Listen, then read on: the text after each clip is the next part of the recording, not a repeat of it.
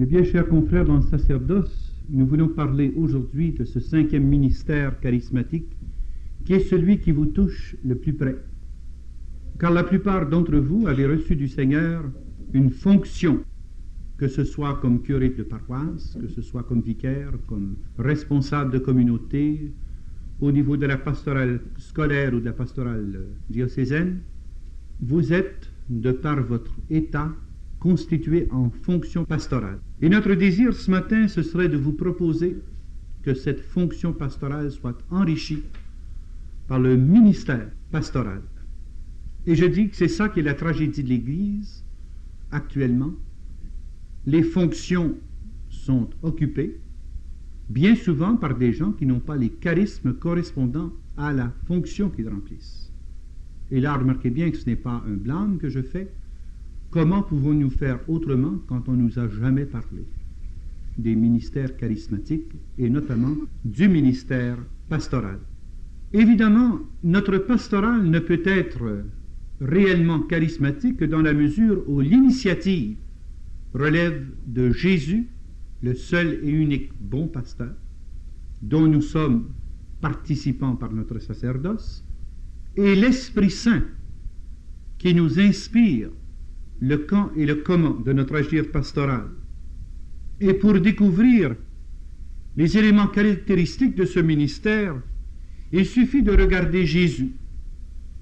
Il est le bon pasteur qui connaît ses brebis une à une. Et ça, je dirais que c'est la première caractéristique du pasteur.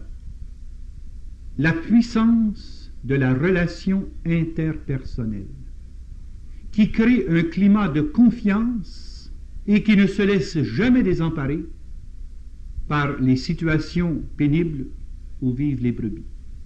Le pasteur connaît ses brebis une à une. Il connaît celles qui sont fortes et celles qui sont faibles. Il connaît celles qui sont fécondes et celles qui sont stériles. Il connaît celles qui marchent vite et celles qui marchent lentement. Et il adopte un pas qui correspondra à la majorité de ces brebis. C'est le spécialiste du cheminement. C'est celui qui respecte chacune des brebis que Dieu lui donne parce qu'il les connaît par le dedans. Et surtout parce qu'il connaît où il veut les conduire. Il connaît quel régime il leur faut pour leur permettre de croître et de profiter d'une façon heureuse, harmonieuse. Le berger sélectionne les terres de pâturage. Il connaît quel genre d'alimentation il faut à ses brebis. Il ne les conduira pas vers des pâturages trop gras et il ne les conduira pas vers des pâturages trop secs. Et il est prêt à leur faire même une longue démarche pour les conduire vers des sources vivifiantes. Moi, j'ai été tellement frappé par mon expérience en Arizona et en Espagne, où vous savez, l'élevage des brebis est une des sources économiques très importantes. Et j'ai été tellement frappé de ce que j'ai vu là. En Arizona, notamment, ils font venir, à l'époque de sécheresse, des bergers basques. Ils les payent le très gros salaire, ils payent leur voyage en avion pour les rendre là, parce qu'il s'agit de conduire des milliers et des milliers de moutons, de brebis, à travers le désert de l'Arizona pour les conduire vers les montagnes. Ça leur donne en tout une marche d'à peu près pas loin de 300 000. Et c'est absolument fascinant de voir ça. Ce sont à peu près une soixantaine de bergers. Et là, ils groupent les milliers de brebis. Et c'est amusant comme tout, hein, parce que les brebis qui appartiennent à la même bergerie se tiennent ensemble, même s'ils se mêlent au tas. Ils connaissent quel est leur berger. Puis là, ils vont juste obéir à sa voix. Même si les autres bergers sifflent, chantent, n'importe quoi, ils n'écoutent pas. Mais quand c'est leur berger, les oreilles leur troussent, là. Puis là, ils se groupent avec ce berger-là. Ceux qui n'ont pas besoin de dénombrer le brebis, vous savez, ça c'est à toi, ça c'est à moi, c'est pas un problème, ça, parce que les brebis connaissent la voix du pasteur, puis les pasteurs connaissent le brebis. Et alors, ils commencent la longue marche, puis les moutons traversent le désert au gros soleil. Puis vous comprenez qu'ils sont chargés de laine, hein? Et puis, ils ont chaud. Ils ont la langue sortie longue comme ça.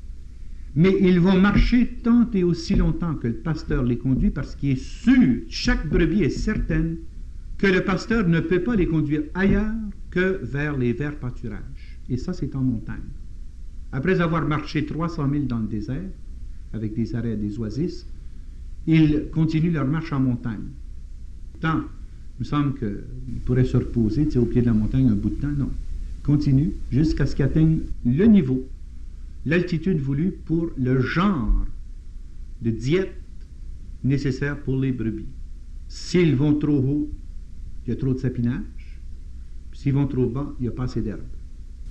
Il faut qu'ils se conditionnent à la bonne altitude pour avoir le genre de diète qu'il faut. Et quand ils arrivent là, après cette longue marche, imaginez-vous que le berger les fait asseoir. Puis il les empêche de boire, parce que s'ils buvaient, ils mourraient. Ils attraperaient une fièvre, puis ils mourraient. Alors le berger les fait reposer sur l'herbe verte, l'herbe de tendre, pendant un certain temps. Puis quand il voit qu'ils prennent une température à peu près normale, là, il est conduit à boire. Puis il ne faut pas boire trop longtemps, juste ce qu'il faut. Parce qu'il ferait une indigestion, une diarrhée. Il laisse boire un petit peu, puis ensuite il reconduit. Puis ensuite, là, il les prend une à une, il les cajole, ils ont un nom pour chaque brebis, puis il peigne la laine, et puis il s'en occupe comme si c'était des petits bébés. C'est absolument merveilleux de voir comment il s'établit une relation étroite. Et la brebis est tellement sûre de son berger qu'elle serait prête à le suivre n'importe où. Vous savez que quand on traverse le désert, il y a toutes sortes de phénomènes qui se produisent, des tempêtes de sable. Je ne sais pas s'il y en a déjà qui ont vu des tempêtes de sable, c'est affreux. C'est épouvantable. C'est 100 000 fois pire qu'une tempête de neige. Puis là, les brebis là, se groupent tout autour du pasteur. Ils ont tout le nez, là, le museau, là, pointé vers le pasteur. Ils se mettent en cercle comme ça, puis ils se protègent. Ils sont sûrs que le pasteur qui est au centre, là, va les sortir de là. Puis bien souvent, ils sont obligés de marcher de nuit parce qu'il fait trop chaud le jour, mais leur pasteur ne les trompera pas. Leur pasteur sera fidèle. Il va les conduire au bout. Alors, le propre du pasteur, les caractéristiques de ce ministère pastoral, c'est de connaître ses brebis une à une, de les conduire vers les verts pâturages, de les faire boire au rythme de leur capacité, pas trop, juste assez, puis ensuite, là, il les éduque petit à petit à un régime qui leur soit favorable. Il les protège dans les ténèbres, au milieu de la tempête. Et il est prêt à donner sa vie pour ses brebis. Et ça, c'est très vrai, surtout quand on traverse le désert, il y a des chacals. Il y a aussi des sortes de loups qui, vous comprenez, se pourlèchent les babines parce que la table est bien servie. Mais ils sont tellement sûrs que même s'il y a des chacals et des loups qui aboient dans les environs, si le pasteur est là, ils n'ont pas peur du tout. Mais si le pasteur fait semblant de s'écarter ou s'éloigner un petit peu, disons qu'il va parler à d'autres pasteurs avec lui, là ils viennent toutes frétillantes, puis ils sont tout énervés. Et si le pasteur revient, tout se calme. Parce qu'ils savent que le pasteur est prêt à donner sa vie pour les protéger. Et c'est sous ces traits qu'on présente Jésus dans l'Évangile, le bon pasteur. Et si vous voulez être pasteur selon le cœur de Jésus, il faut le fréquenter. Pour apprendre dans la relation interpersonnelle avec lui, la nature de vos relations interpersonnelles avec chacune de vos brebis. Et le pasteur est celui qui est prêt à consacrer du temps à ses brebis. C'est pour ça qu'il faut qu'il soit là, toujours là. C'est donc d'ailleurs une caractéristique qui le distingue nettement des autres ministères. L'apôtre laisse le temps voulu pour établir les fondations, puis il part. L'évangéliste passe en coup de vent. Le docteur va faire des sessions de quelques semaines, quelques mois, puis il s'en va. Le prophète, lui, intervient d'une façon spectaculaire pour réorienter, mais quand il a livré son message prophétique, il va ailleurs. Mais c'est au pasteur à assurer que tout cela pénètre, que la fondation perdure. Une fois que la fondation est établie, l'apôtre doit quitter les lieux pour faire place au pasteur. Une fois que le docteur a donné son enseignement pour consolider la foi des fidèles, c'est au pasteur à entretenir cette foi-là. Une fois que le prophète a rappelé les exigences de l'alliance, c'est au pasteur à les faire persévérer dans cette foi de fidélité. Voyez-vous, c'est pour ça le système repose entièrement sur le pasteur. c'est le ministère le plus important, pas le plus éclatant, le plus important, pour assurer la permanence de la vie de l'Église. Et c'est pourquoi le pasteur doit être très près de son monde. Et il doit consentir à perdre du temps pour ces gens. Et même, Saint Paul nous dit dans une épître, c'est dans les Actes, chapitre 20, verset 20, il insiste sur la visite de maison en maison. Et remarquez bien qu'il ne s'agit pas ici, là, de la fameuse visite paroissiale qui est faite en coup de foudre pour faire un recensement paroissial et recueillir la dîme. Il ne s'agit pas de ça. Le pasteur doit consentir à perdre du temps avec les familles pour connaître le climat de telle famille, les besoins des familles. Et c'est pour lui une responsabilité de connaître un à un les gens de sa paroisse, qu'il les connaisse par leur petit nom. On parle de charisme ici. Et quand vous demandez au Seigneur d'accorder à chacun d'entre vous le ministère charismatique du pasteur, il va vous doter des moyens surnaturels pour remplir cette fonction-là. Il s'engage à le faire. Et vous allez vous étonner à développer une mémoire des noms, même si vous avez 2000 ou 3000 familles dans vos paroisses. C'est attaché ça à ce ministère charismatique. Le Seigneur donne une capacité de rétention, mémoire, parce que c'est important que vous connaissiez vos brebis une à une. Et cette visite de maison en maison vous fait saisir la nature des problèmes en profondeur pour savoir quel remède apporter. Et c'est pourquoi c'est important de diviser la paroisse de telle façon que l'on puisse assurer une action pastorale par quartier ou par groupe de rue et qu'on fasse des rencontres en semaine au niveau des sous-secteurs de la paroisse pour qu'on personnalise toujours davantage le service. Ça peut être des rencontres pour apprécier les problèmes de la paroisse et essayer de correspondre aux besoins d'un groupe de paroissiens. Ça peut être organisé autour des besoins des malades.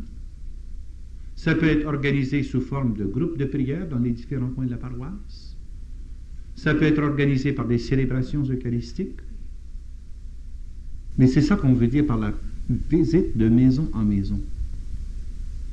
Pour qu'on connaisse tous les besoins du troupeau que le Seigneur nous a confié et qu'on leur apporte dans la puissance de l'Esprit Saint la réponse à leurs besoins. Et c'est là que les charismes sont tellement importants pour l'exercice de ce ministère charismatique.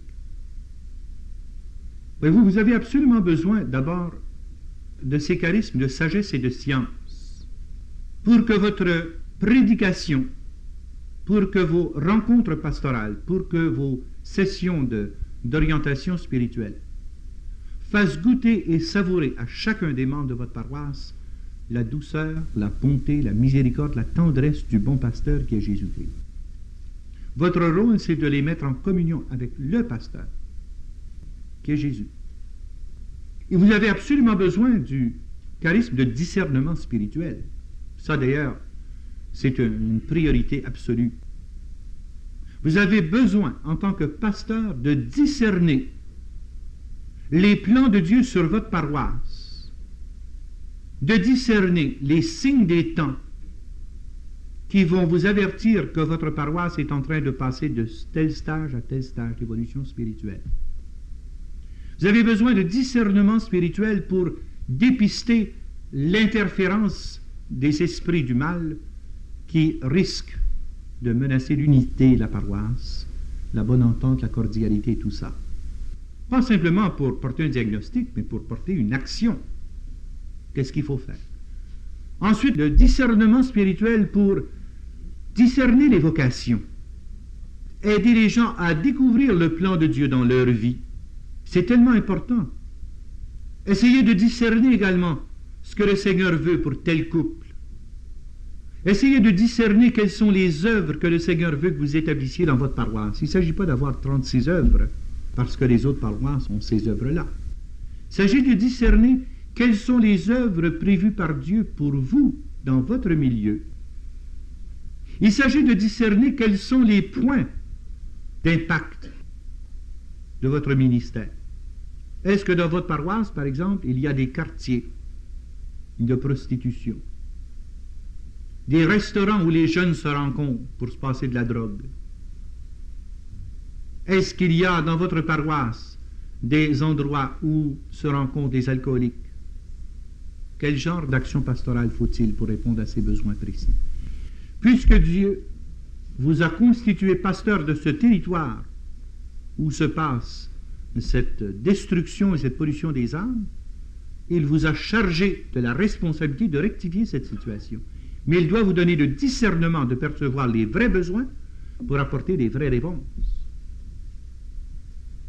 Vous avez absolument besoin du charisme de guérison et de délivrance. Je dirais d'ailleurs que le ministère de délivrance est caractéristique du ministère pastoral. Ministère de délivrance dans le cadre du sacrement de pénitence. Il est essentiel de revaloriser le sens de ce sacrement qui a été dévalué et qu'on est en train aussi de mal interpréter parce qu'on a introduit la forme de la pénitence communautaire. La pénitence communautaire ne se substitue en aucun cas à la pénitence individuelle. C'est clair dans les documents pontificaux, c'est clair dans les directives des évêques. Mais quand on vient pour l'appliquer, eh bien, on l'applique tout croche, tout travers. Ce n'est pas pour se substituer au sacrement individuel que l'évêque autorise la pratique de la pénitence communautaire. C'est juste pour pallier à des besoins urgents et que nous n'avons pas assez de prêtres pour correspondre à tel besoin à tel moment précis, c'est tout. Ce n'est pas un substitut. D'autre part, vous avez absolument besoin du ministère de guérison physique pour vos malades. Puis le Seigneur veut que chacun de ses pasteurs ait ces charismes-là. Il y a ensuite tout le charisme prophétique pour votre prédication. Et évidemment le charisme de la prière. Un prêtre qui ne prie pas est incapable d'apporter au peuple de Dieu la parole de Dieu d'une façon vivante. Une paroisse où les prêtres ne prient pas est une paroisse moribonde, vouée à la mort. Vous avez besoin de ce charisme de prière, charisme de contemplation. Alors vous voyez comme moi que ce ministère pastoral a beaucoup d'implications, mais que c'est la clé par laquelle on ouvre au peuple de Dieu les grandes portes de la bergerie tout entière.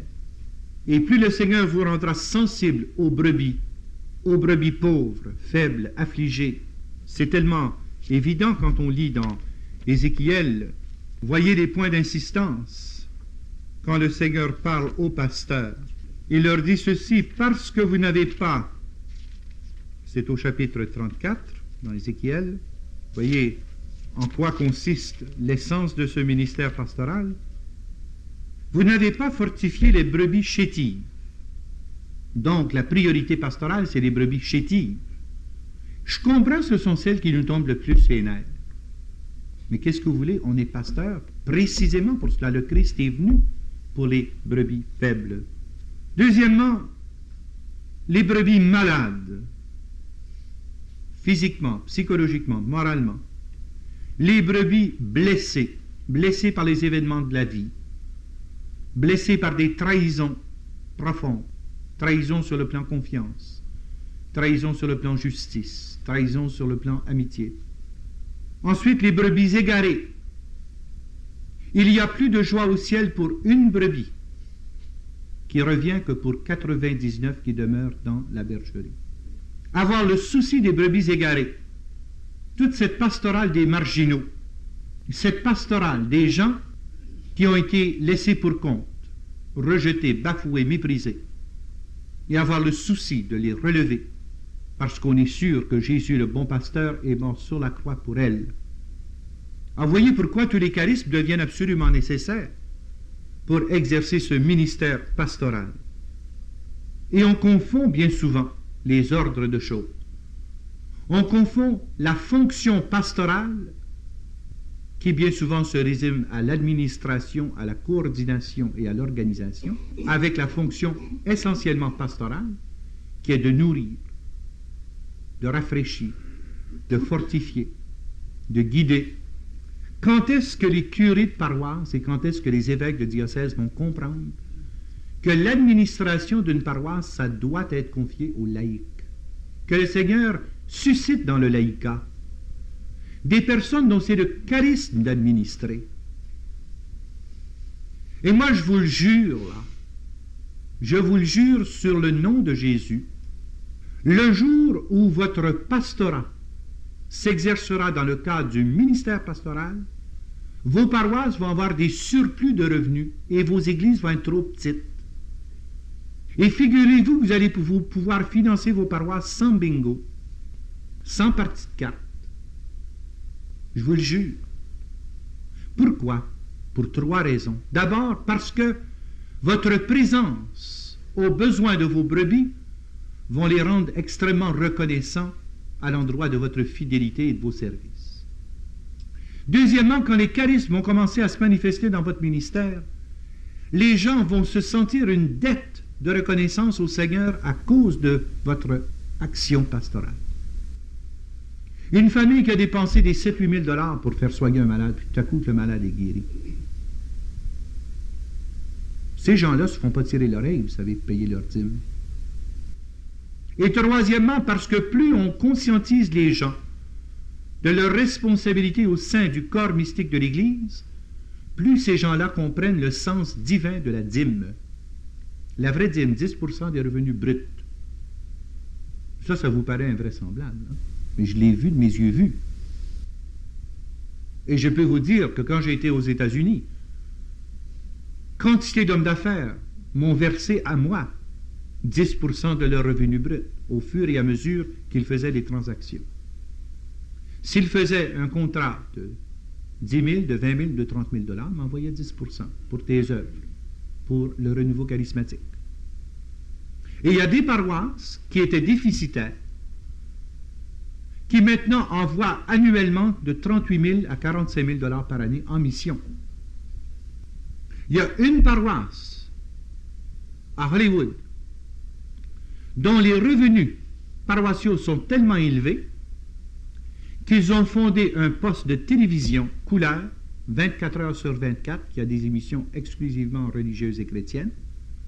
Après ça, ils ont fondé un poste de radio dont l'émission rejoint la moitié des États-Unis et qui est affilié à peu près à 700 postes pour la diffusion de leurs émissions, en plus de leur propre territoire de rayonnement. Ils ont construit à Rome un autre poste de télévision. C'est juste la même paroisse, c'est qu'une paroisse, ça. Puis ils envoient en moyenne en mission de 22 à 27 000 $ par année, en plus des frais d'opération de leur Faith Center. C'est le pasteur Ray Shaw qui est curé. Je suis certain que ça vous paraît invraisemblable. Et si jamais vous allez dans ce coin-là, je vous donnerai avec plaisir l'adresse. Vous ayez voir de vos yeux que je ne vous mens pas. Pourquoi? Parce que ces gens-là ont pris conscience qu'ils ont tellement reçu de Dieu dans le cadre de la paroisse qu'ils se sentent une obligation de souci de toutes les églises. Et c'est pourquoi ils donnent 10% de leur revenu brut. C'est invraisemblable, mais c'est ça. Et le jour où la puissance de l'Éternel se manifestera dans vos paroisses, vous n'aurez plus à vous inquiéter le moindrement du monde de tout l'aspect matériel. Mais de grâce, fichez donc ça entre les mains des laïcs. Vous allez vous en porter mieux et votre paroisse va être renouvelée de fond en comble. Par ailleurs, il est important que le pasteur soit vigilant. Et c'est lui qui doit préserver le troupeau de tous les vents de doctrine. Saint Paul dit à son disciple Timothée, insiste à temps et à contre-temps. Exhorte, enseigne. Car il viendra un temps où les gens se détourneront de la saine doctrine pour se tourner vers des docteurs qu'ils se donneront. Sois ferme dans la foi. Conserve l'héritage que tu as reçu des apôtres et fais revivre en toi les grâces reçues par l'imposition des mains. Bien, le pasteur doit être extrêmement vigilant à donner à son troupeau l'orientation doctrinale, la sécurité pastorale, la présence personnelle, le service désintéressé, pour être sûr que les gens qui viennent à lui reçoivent le Seigneur, vivent du Seigneur.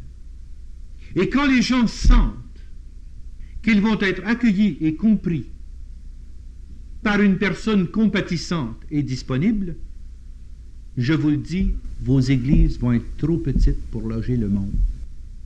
Vous allez être obligés d'installer des systèmes de télévision fermés dans vos églises pour que les gens du sous-sol puissent suivre ce qui se passe en haut, puis les gens d'en haut puissent suivre ce qui se passe au sous-sol, en attendant que vous puissiez agrandir. Pensez, je suis fou, hein?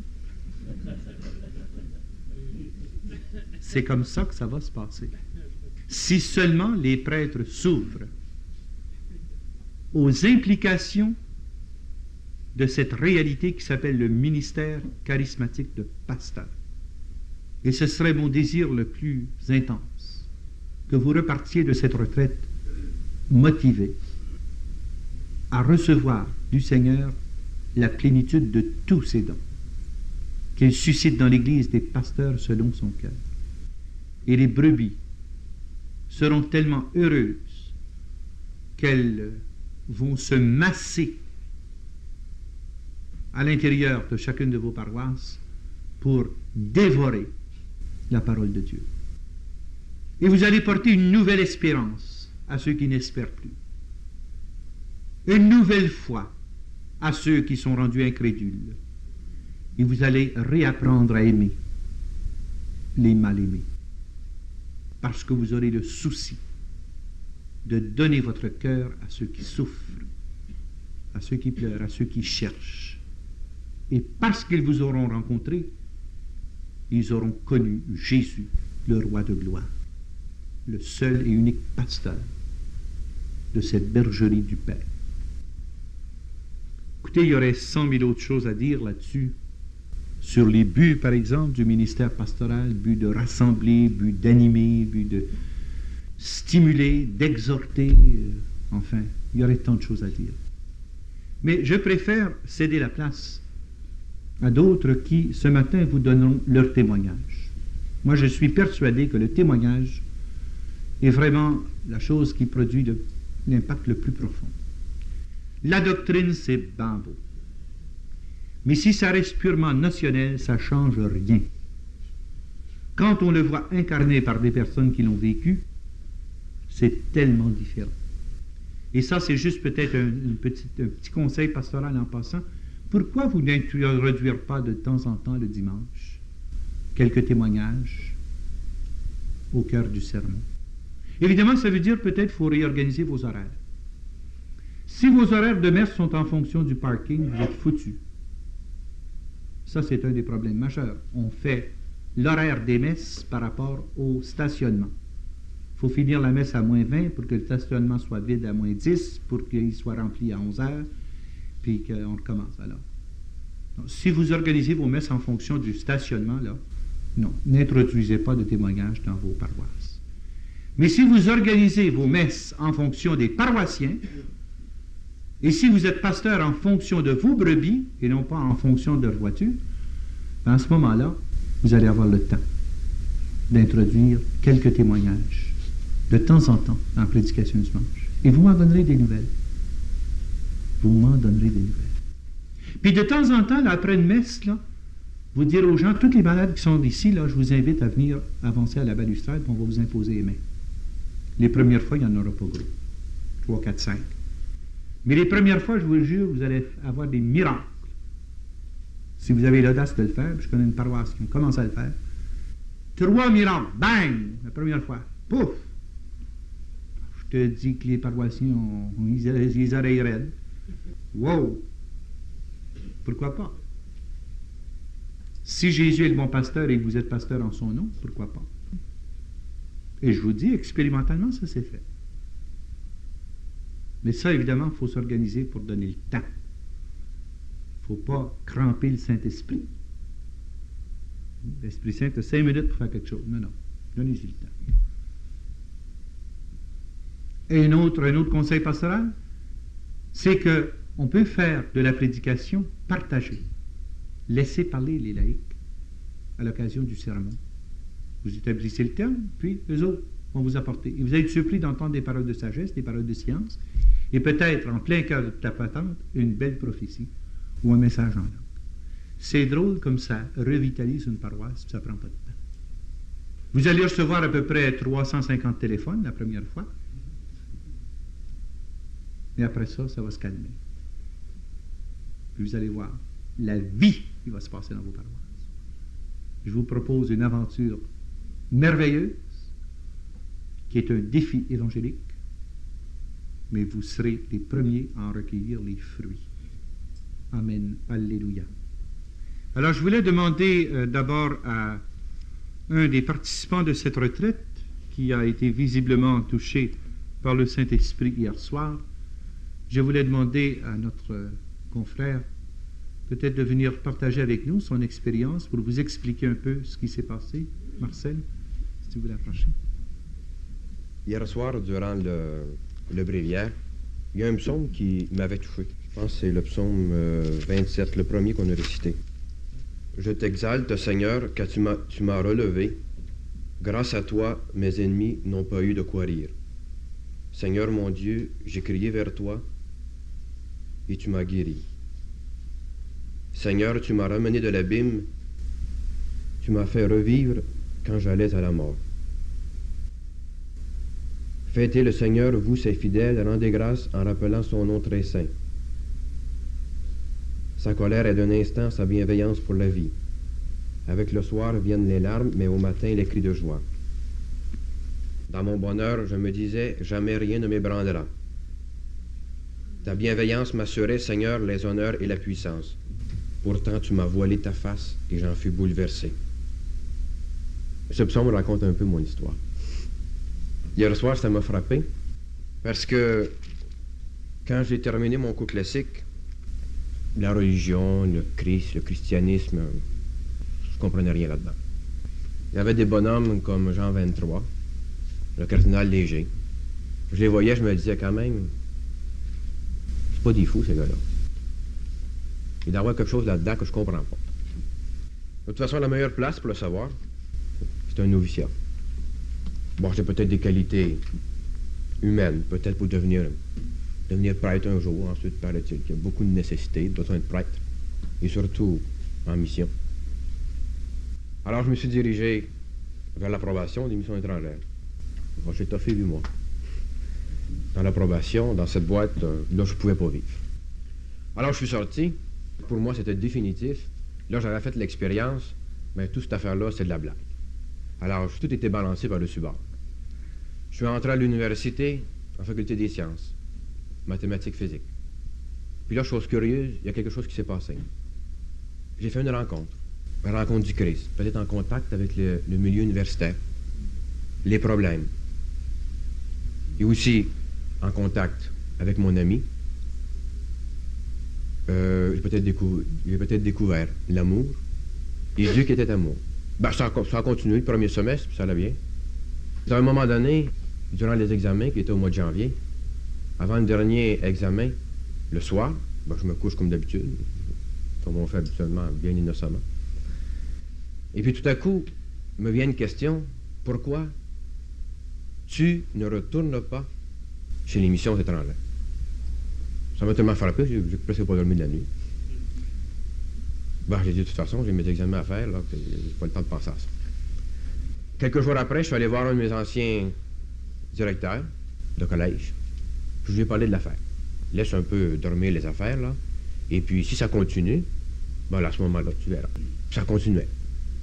Jusqu'au moment où je me suis décidé à aller à Québec, à rencontrer mon directeur spirituel de l'approbation.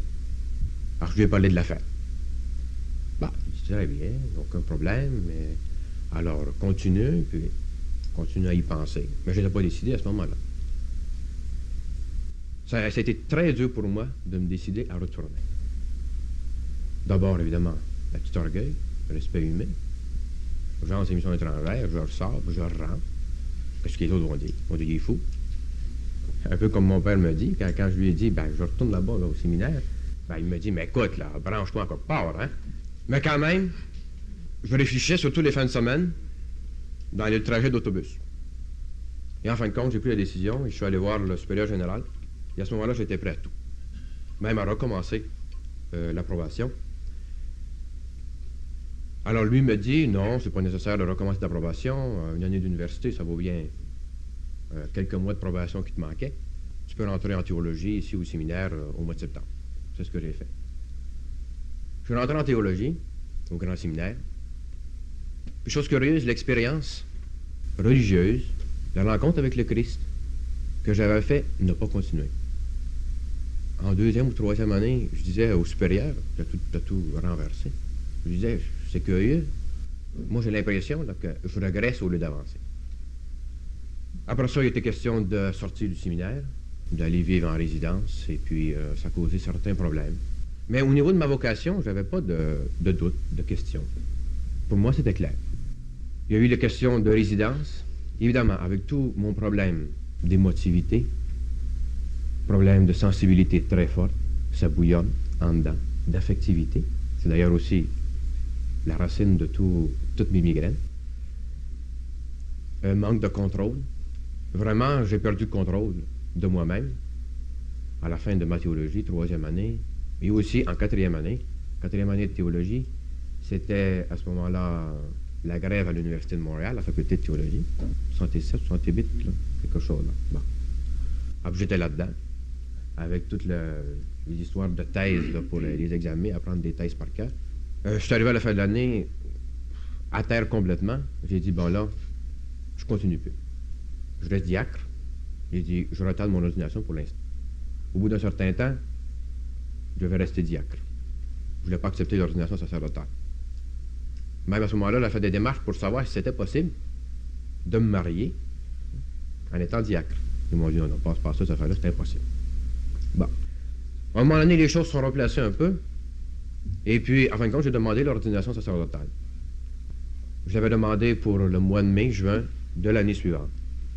Ils m'ont dit non, tu vas retarder encore. Ils dit, tu vas aller au Mexique, tu vas étudier la langue espagnole, parce qu'ils m'avaient nommé à ce moment-là au Honduras, et tu reviendras ensuite pour te faire ordonner.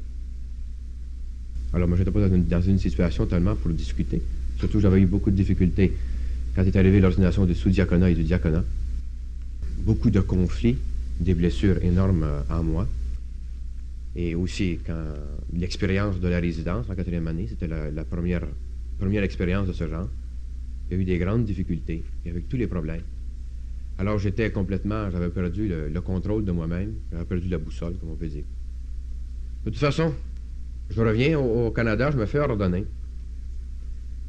Dans de très bonnes dispositions. Mais il y avait quand même quelque chose.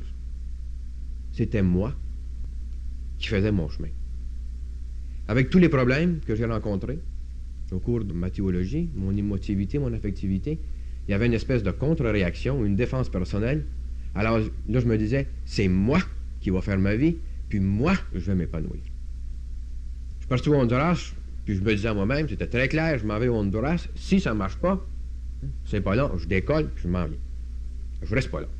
Parce que moi, là, je vais m'épanouir. C'est pas les supérieurs, c'est pas la société de mission étrangère qui vont s'arranger avec ça, ils ne comprennent rien. Alors, je suis parti en mission avec ça. Évidemment, avec tous les problèmes d'adaptation là-bas, il y a eu des grosses difficultés. Encore là, le moi a été pas mal là, bloqué.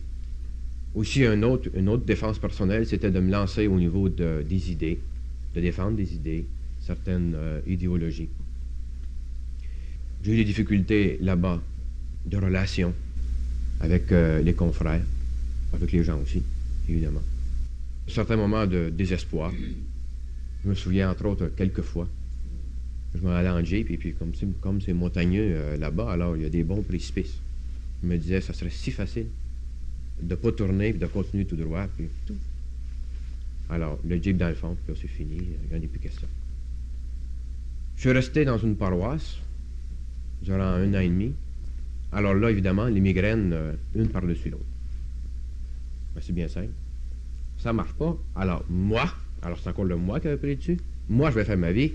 Je vais retourner en mathématiques. Je vais aller étudier en mathématiques. Et puis, je vais me tailler une profession. Peut-être rester prêtre, trouver moyen de faire du ministère, en enseignant, etc. Bon. Alors à ce moment-là, je demande pour m'aller à l'université du Honduras pour voir un peu le milieu. Et en même temps, j'étais dans une paroisse.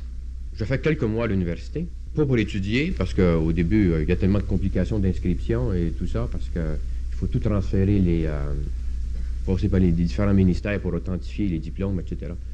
Le premier semestre, c'était simplement pour voir qu'est-ce qui se passait.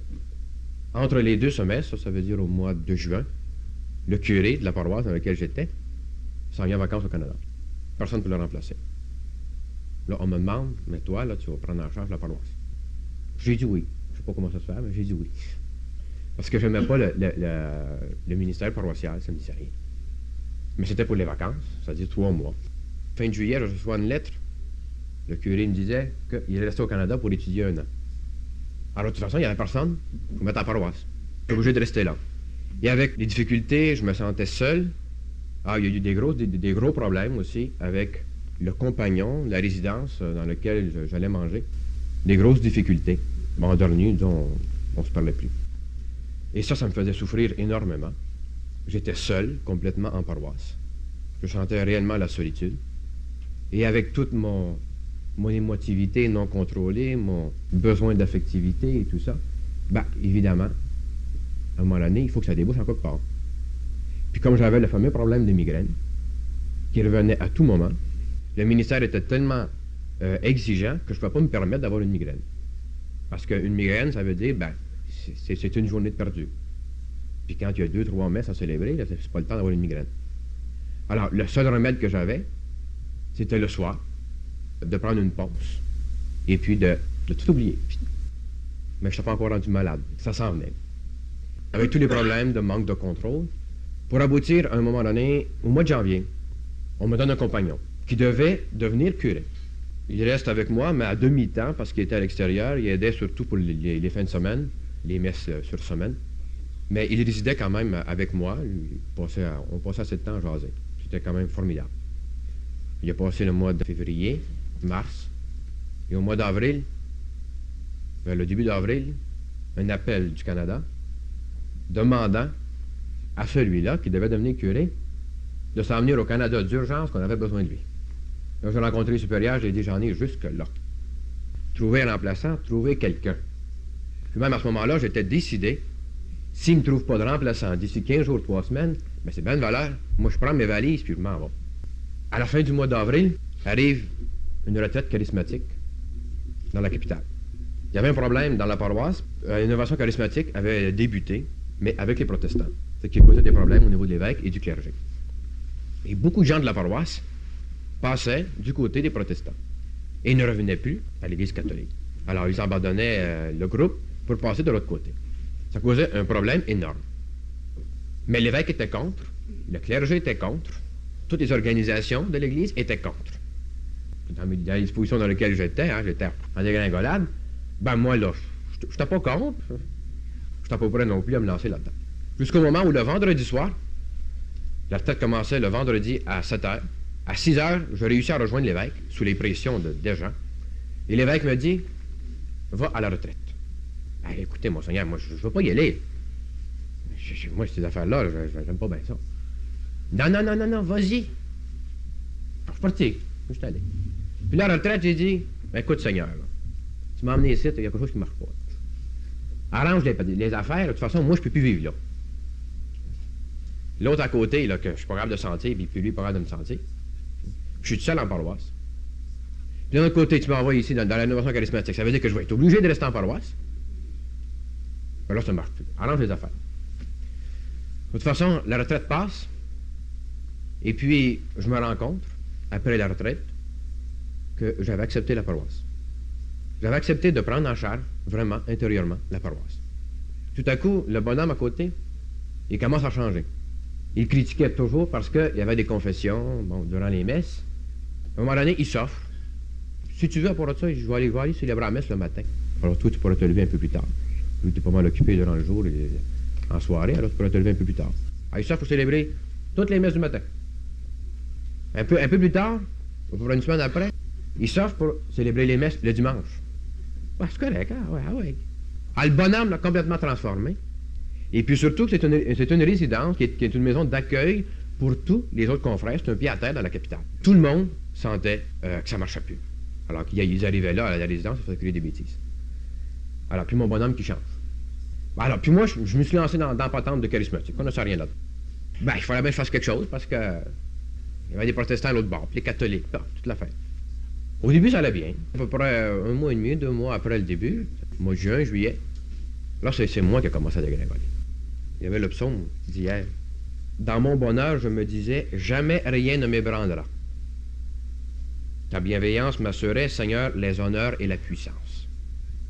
J'étais fier, il y avait bien du monde. Pourtant, tu m'as voilé ta face et j'en fus bouleversé.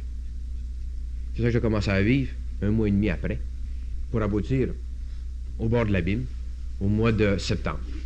Et là, je demande, là, formellement, au supérieur régional, ben là, c'est assez. J'en peux plus. Alors, trouve un remplaçant. Et en dernier, c'était vraiment pénible pour moi.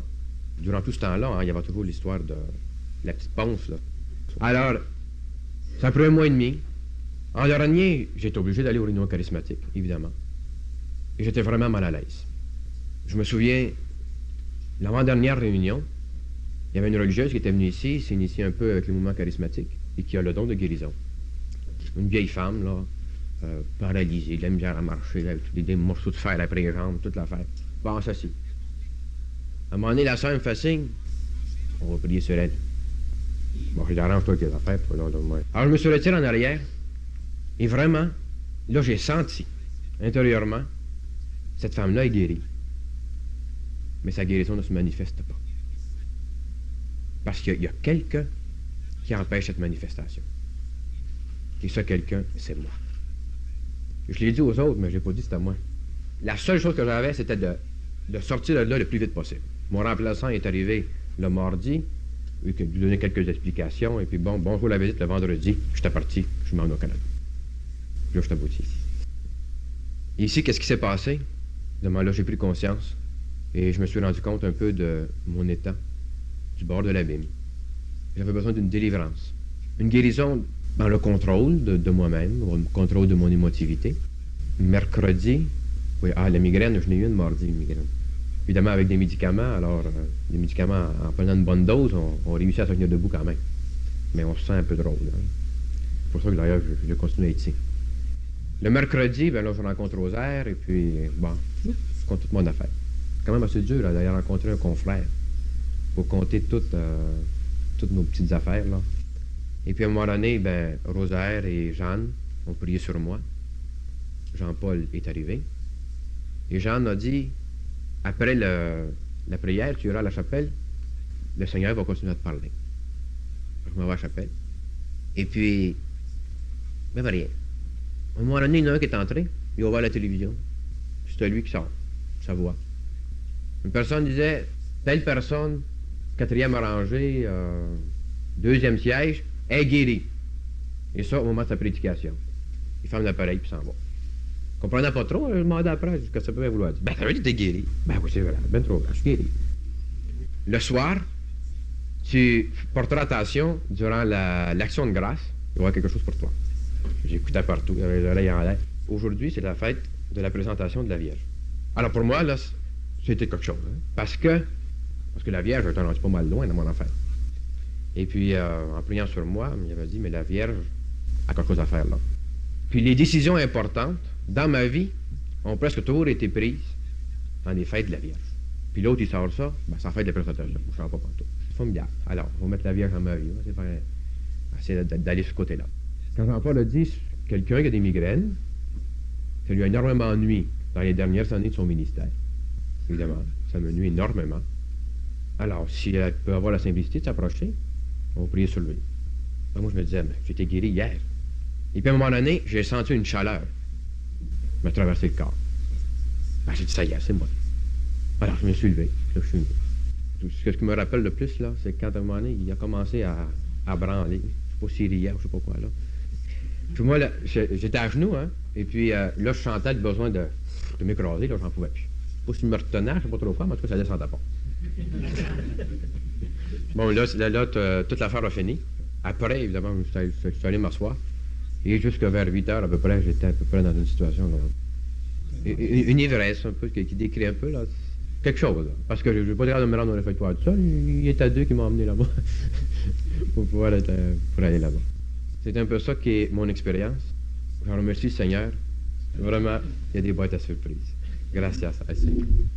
Je pense peut-être qu'un des points centraux de ce témoignage, c'est que tant qu'on n'a pas désisté de son moi, il n'y a pas moyen de se laisser envahir par l'Esprit Saint. Et vous constaterez que le moi pivote sur un gros zéro.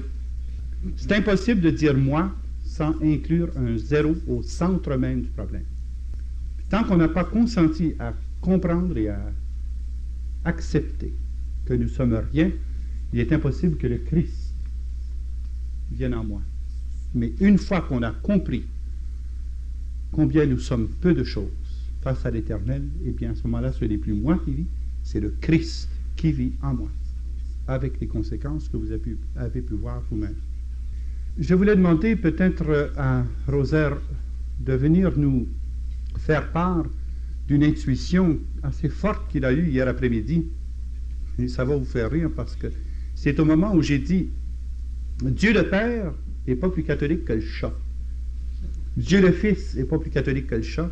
Puis l'Esprit Saint n'est pas plus catholique que le chat. » Je ne sais pas comment les chats ont pu l'inspirer, mais il a fait part hier soir d'une vision des choses qui peuvent nous faire comprendre un peu comment l'écuménisme doit être compris et comment éventuellement l'unité se fera. Alors je demanderai à Rosaire peut-être de venir nous expliquer ça brièvement. Le Christ est prophète, est prêtre, et pasteur. Roi. Faute d'avoir reconnu les ministères dans l'Église, l'Église s'est divisée en 3 grandes branches. On a divisé le Christ. Et l'unité ne peut se faire que vraiment que par le Christ, qui est prophète, prêtre et pasteur royal. Comme dans ma vie à moi, l'unité entre ces 2 êtres, ce fameux moi-là, puis le vrai moi, ne peut se faire que par le Christ. Comme dans un couple, l'unité ne peut se faire vraiment que par le Christ.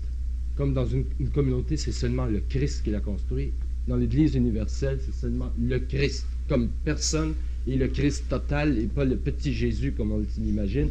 Le Christ dans toute sa splendeur, depuis la crèche jusqu'à la droite du Père.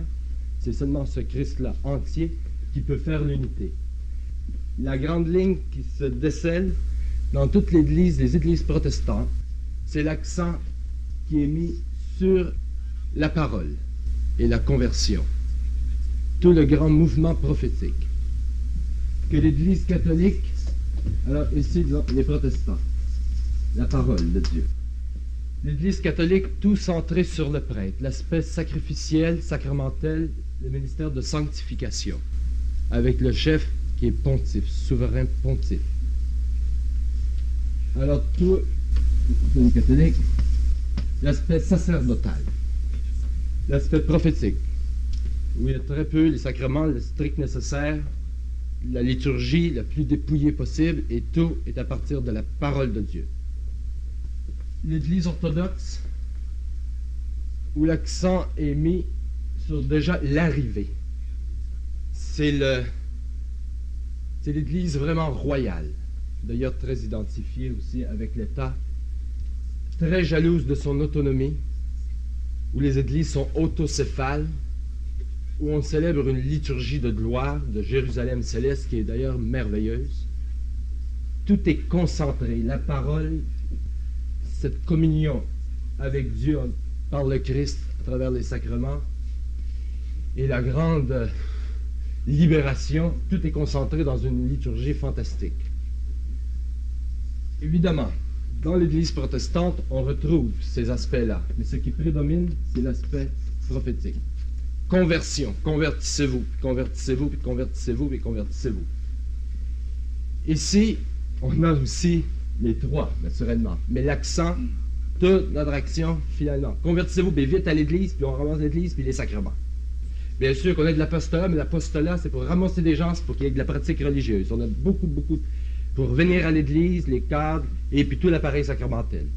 On va chercher des apôtres, puis dans le fond, qu'on a derrière la tête, c'est aller chercher les brebis, puis chercher les brebis, nous les amener au sacrement. C'est pas faux, c'est pas mauvais, mais tout est très, très centré sur les sacrements. Une Église qui a aussi ces trois aspects, bien sûr, mais tout concentré, c'est vraiment l'Église de la Jérusalem céleste. Ils sont arrivés, eux autres, alors qu'ils sont pratiquement immobiles. Donc, une Église extrêmement mystique. On pourrait faire une parallèle d'ailleurs, une voie purgative, là, ici, là. La voie purgative, là, qui est l'appel à la conversion. La voie illuminative, si ma mémoire est bonne, la deuxième. Ou bien, disons, prenons donc le feu ici, qui consume, là, avec la parole prophétique, les exigences de l'Alliance et tout ça, qui consume, qui purifie, pour faire disparaître les ténèbres et laisser rentrer la lumière, c'est toute la sanctification par les sacrements. Puis ici, alors la voie unitive. Là, on est... Ça, c'est vraiment la grande... C'est une liturgie qui dure 3 heures, hein, merveilleuse. L'assemblée dans les églises orthodoxes, c'est une assemblée de... C'est comme leurs icônes.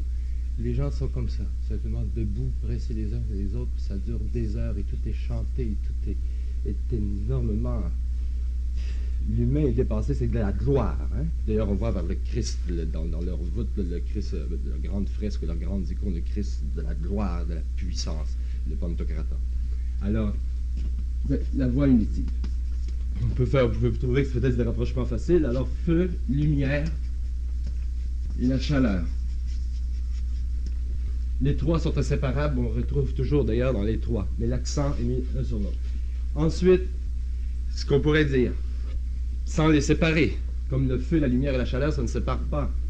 Ici, dans l'Église protestante. Alors, les exigences du Père qui nous sont rappelées par le Christ. Un appel à la conversion pour redevenir ses enfants. Alors, c'est un Dieu pas mal d'Ancien Testament. Bien sûr, avec la conversion là, au Christ et tout ce que vous voulez, mais l'accent, le départ, c'est ça. C'est le Dieu, qui n'est peut-être pas tout à fait Père, mais pour pouvoir le découvrir comme Père. Ici, nous autres, on l'a. On ne sent pas le besoin de revenir en arrière pour une véritable conversion. C'est l'expérience de Marcel, c'est mon expérience, c'est tout ce que vous voulez. On est du bon monde, nous autres. On est nés catholiques, on est nés convertis. C'est pas vrai pantoute.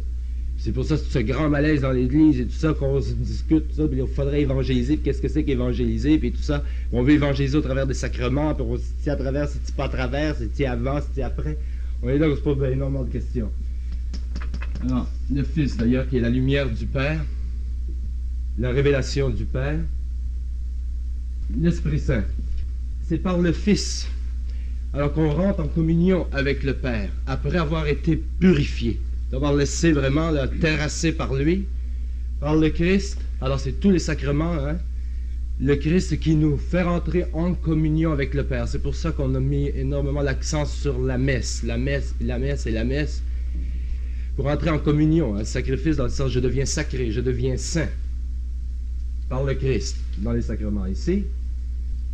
Quand on a eu ça, on a à peu près tout eu. L'Esprit Saint, évidemment, est à travers ça, mais on arrive avec les orthodoxes.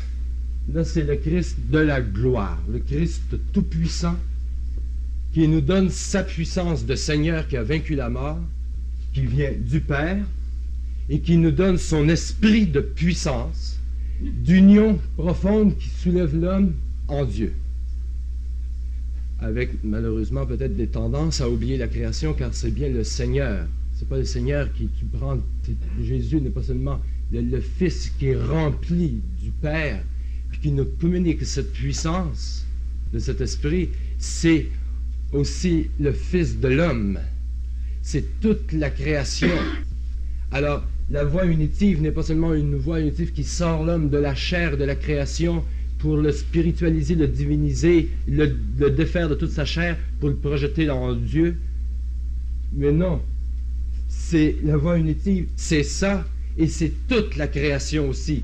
Ce qui doit, c'est la puissance de l'Esprit qui unit le Père au Fils, mais le Fils qui est homme, parce que Jésus-Christ est toujours homme dans sa gloire, qui habite toute cette humanité, qui est toujours liée à nous, à notre chair et à toute la création. Et c'est un esprit puissant qui pénètre même la création, la matière, donc qui nous propulse vers une conversion, une transformation. Alors, c'est tout l'élan apostolique et le souffle missionnaire qui ne s'adresse pas seulement aux personnes pour faire des assemblées où on rentre en extase, mais aussi qui nous renvoie vers les grands défis de la cité terrestre. Et c'est toute la question sociale, la question politique, la question économique, mais dans la puissance de l'esprit et la transformation de la création. Et tout le courant de la recherche intellectuelle, scientifique et tout ça, ça ne va pas contre l'Esprit Saint. Quand elle a sa source là-dedans, ça a bien des chances d'aller bien, bien loin. Et nos progrès qui nous fascinent tant, probablement qui sont encore très, très sous-développés, si on était plus dans l'action de l'esprit, on se rendrait compte que la science serait autre chose que ce qu'elle est maintenant. Beaucoup. On s'est rendu beaucoup plus loin que la Lune. Beaucoup plus loin. Bon, alors c'était tout simplement ça que je voulais dire. C'est rien tellement nouveau. L'unité, l'Église n'a... Vous voyez, c'est une question d'accent. Nous sommes la même Église. C'est le même Christ, mais quand on se regarde les uns les autres, mais oui, mais les autres, ils n'ont pas les sacrements, mais ils en regardent la moitié. Puis les autres, ben, ils ont, puis le sacrement, puis ils ont oublié la parole. Puis les autres, ben, ils sont là en extase. Ils sont en extase. Les autres, ils l'ont. Puis avec leur théâtre très, très brillant, tout ce que vous voulez. Et puis, ils l'ont. Ils sont rendus dans la gloire, eux autres. Ils ont dépassé la parousie, puis etc. Bon, non, je caricature, au contraire. Alors, c'est toute la mystique. Une mystique très, très mystique. Bon, si on se regarde les uns les autres face à face, comme quand on regarde des confrères, on voit tous nos défauts. Puis quand une mari regarde sa femme, il voit tous ses défauts. Quand on regarde le Christ total, là, je reconnais le Christ dans tout cela. Et moi, je ne l'ai pas. Puis lui, il ne l'a pas. Puis eux, non plus. Et tous ensemble, nous l'avons. Et c'est lui qui fait ça. Ça nous permet de dépasser justement toutes les frontières. Ce Christ puissant par son esprit qui fait sortir des tombeaux de nos mordides affaires. Pas parce que c'est faux que ce qu'on a. C'est pas complet. C'est en voie de développement. C'est encore très sous-développé, notre histoire. L'équilibre. L'unité en voyant le Christ, puis le Christ dans son entier. Pas seulement des petits Jésus, puis je sais pas seulement un compagnon de route. Tout ça. Mais le Christ de la gloire est tout puissant, qui sort de nos frontières, de nos schémas et tout ce que vous voulez. Eh bien, partout, dans n'importe quelle église, mais là, comme ici, on ne va pas faire des protestants ni des orthodoxes, mais des catholiques, qu'on s'ouvre entièrement au Christ qui n'admet aucune frontière. Et nous allons voir, et qu'on s'ouvre au ministère, car c'est un Christ total, un Christ qui n'a jamais dit, moi, je vais tout concentrer mes pouvoirs dans une espèce de caste ou certains clubs de personnes que j'ai choisis, mais c'est un corps. Le Christ total, c'est un corps. Fait avec la bonne femme du coin, puis le bonhomme de là-bas, puis tout ça. C'est un corps. Et le Christ, par la puissance de son esprit, dépasse toutes les questions de statut social, puis d'éducation et tout ça, et se manifeste par son esprit à travers toutes les personnes. Et c'est là que les charismes et les ministères pour la construction de l'Église se développent dans la mesure où on y croit, tout simplement, et on s'ouvre à son esprit et on ne part pas d'une autre ou des livres. Eh bien, à ce moment-là, nécessairement, l'équilibre se fait. Et dans notre Église, nous rejoignons et les protestants et les orthodoxes parce que nous avons continuellement ce souffle de la conversion par tous les ministères qui sont dans la ligne du prophétisme. Et ça se fait de façon très, très simple avec une pauvre bonne femme de rien, peut-être, dans la communauté, et qui peut avoir la puissance dans ses paroles qui peuvent paraître bien faibles, la puissance efficace de l'Esprit du Seigneur, qui lui, ça y fait absolument rien de faire quelque chose de rien. C'est son fun, c'est sa spécialité. Alors, nécessairement, ça se dégage, ça prend sa place dans l'Église. Et puis, alors tout ce courant, bien sûr, de sanctification là, qu'on a, là, on fait nos vieilles affaires, là, prêcher, sanctifier, puis gouverner. Le gouvernement est bon, d'habitude. En tout cas. Alors, c'est ici, de l'intérieur, en acceptant ici le Christ total dans toutes ses dimensions qui ne se révèlent pas en moi, hein, j'ai tout, là, moi, là, non. mais dans son corps. Vraiment, on se complète les uns les autres. Et j'y crois. Si j'y crois, c'est par la foi que je vois surgir l'action de l'Esprit. Parce que c'est parce que je ne crois pas, d'accord, que je ne vois pas, et alors je bloque, malgré ma bonne volonté. Alors, c'est ici tout simplement que peut se faire l'unité.